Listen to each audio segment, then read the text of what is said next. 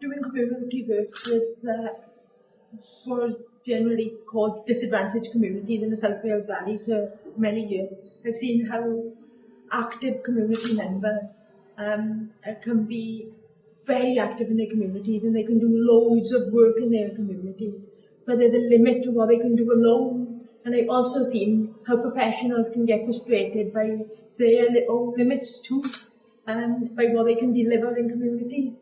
What's amazing about co-production, I think, is bringing together community members or service users and service providers. And I think they kind of unlock each other in a way that they could never, and they come up with ideas and they come up with solutions to social issues that they could never come up with in isolation.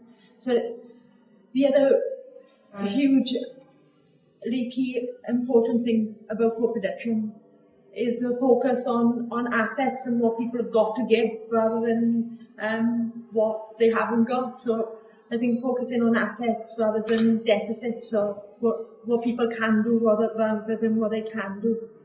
I've just seen how it unlocks the potential of individuals like nothing else. I think that even the most, what we might call the most disadvantaged individuals get so much out of supporting other people and seeing themselves as assets and seeing themselves as people who can contribute and people who can give something to their communities, their families, and in fact, I've seen people's lives transform quite radically through taking co-productive approaches and contributing and not just being passive recipients of services, but collaborating with service providers on services. I think it's really hard to articulate the power of co-production, but I've seen it working. Particularly in a community called Glencoch near Pontypridd in South Wales for many years. And I've seen people coming together, local people coming together with service providers to take crime levels from a sky high right down to 0 within 6 months, just by collaborating together, by bouncing off ideas off each other, by trying stuff out together, by learning together, by doing together, reflecting together. The power of that has been unbelievable. It's really had a social impact. It's affected how the local environment looks, and it also has had a huge impact on local educational achievement. So by working with agencies that have got expertise in education and learning, by working with local people with expertise in local issues, by working with local authorities and service providers and bringing them all together, education levels have increased from the lowest in the district to being on a par with some of the more affluent areas in the district.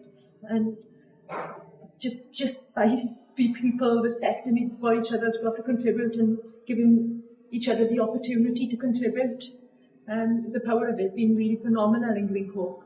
So I changed jobs recently to work for the local CDC, and the challenge there is looking at how to take co-production to scale across a county. So and I think that already there's a really strong appetite. There's a strong appetite for co-production on a national level and a local level. And I feel doing some really interesting work to explore how that might be, the work in Glencoch might be taken to scale. Timebanking has helped us audit kind of volunteering hours that are taking place in our community. So a community doesn't define itself by its deprivation, but defines itself by what it's contributing and what skills local people have got. Doing skills audit, so people define themselves by what they can contribute and not what they haven't got. The power of doing that is quite difficult to articulate. But I think that's quite incredible. So I'm validifying and recognising volunteering or active citizenship, whatever you want to call it, properly recognising and valuing it. The Timebanking is such a useful tool for doing that. It's not the only tool, but I think it's a really vitally important ingredient. I think equally important is public recognition for people's volunteering efforts, and I think that the kind of reciprocity that needs to be built into co-production and valuing people and recognising people for what they are contributing. Timebanking is a really, really useful tool, but I think it's something that needs to be designed with the people that are contributing, with volunteers, with active citizens, and refined according to their agenda and their context. But I think the Timebanking, as well as that, is an amazing catalyst. So if you're working in an area from fresh, working with young people in particular, Timebanking is a really great catalyst for further social action and for co-production. Okay, we've recently worked with the local service board, so that the heads of the services for the local health service, the local authority, the local council, and the police, and they've signed up to.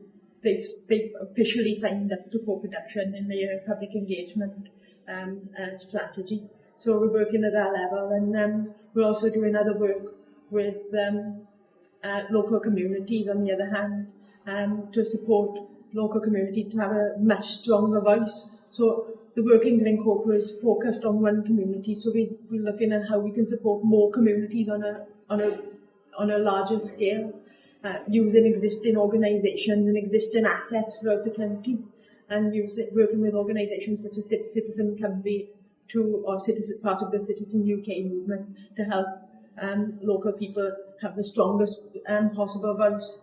So working with the service providers on the one hand, the community members on the other hand, and then the other bit that we are doing in the middle is twofold really. Is doing case studies of really great practices already happening, and celebrating that and getting that out there. The other really interesting bit then is doing participatory action research projects. We've got 2 participatory action research projects going, so we can take all our knowledge about co-production and apply it in 2 service areas and see where that takes us.